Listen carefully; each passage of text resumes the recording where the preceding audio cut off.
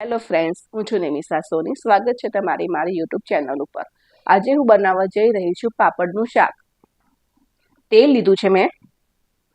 સૌથી પહેલા આપણે તેના અંદર રાઈ એડ કરીશું,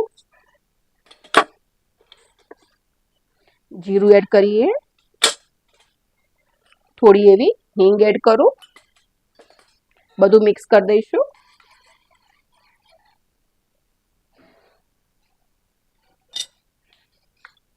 લીલા મરચાં અને આદુ ક્રશ કરી નાખ્યું હતું તે એડ કરી દઉં.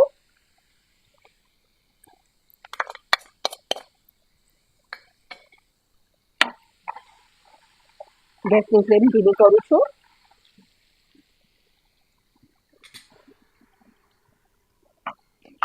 બે મોટા ટામેટાની પ્યુરી કરી છે તે એડ કરું. મિક્સ કરી લઈએ.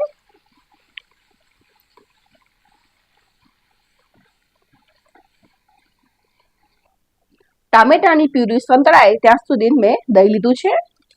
તેના અંદર હું હળદર એડ કરીશ, લાલ મરચું, થોડું ધાણા જીરું અને સ્વાદ અનુસાર મીઠું એડ કરીશું. આ બધી વસ્તુઓની પેસ્ટ તૈયાર કરીએ.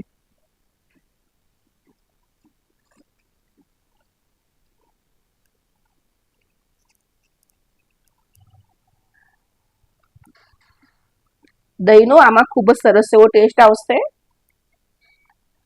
જો તમારે દહીં એડ ના કરવું હોય તો તમે સ્કીપ પણ કરી શકો છો.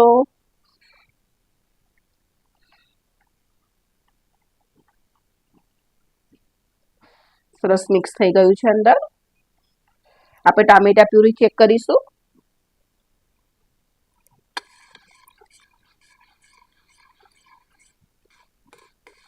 તેના અંદર દહીંની પેસ્ટ એડ કરું છું.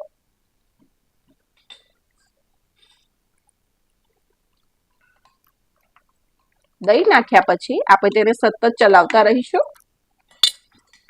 જેનાથી આપણું દહીં ફાટે નહીં.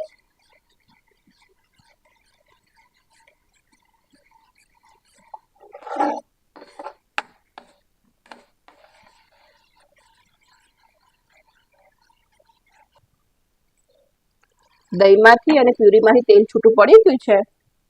1 ગ્લાસ જેવું પાણી એડ કરું છું. તેને પણ આપણે ઉકળવા દઈશું. આપણું દહીં થોડું પણ ફાટ્યું નથી.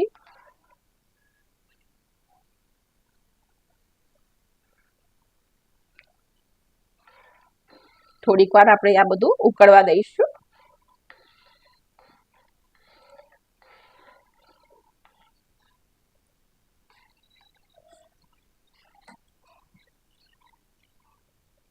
તેના અંદર 1 ચમચી ગરમ મસાલો અને થોડા ચીલી ફ્લેક્સ એડ કરું છું. ચીલી ફ્લેક્સ પણ ઓપ્શનલ છે. મિક્સ કરી દઈએ સરસ.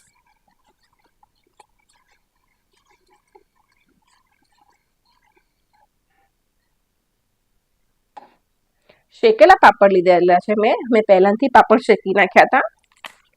તેના ટુકડા કરી લઈશું.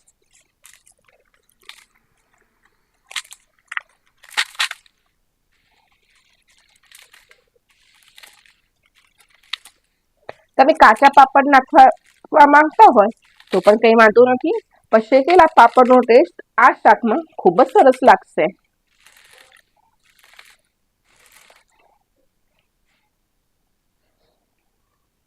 પાપડ એડ કરી લઈએ. ફરીથી બધું મિક્સ કરીશું.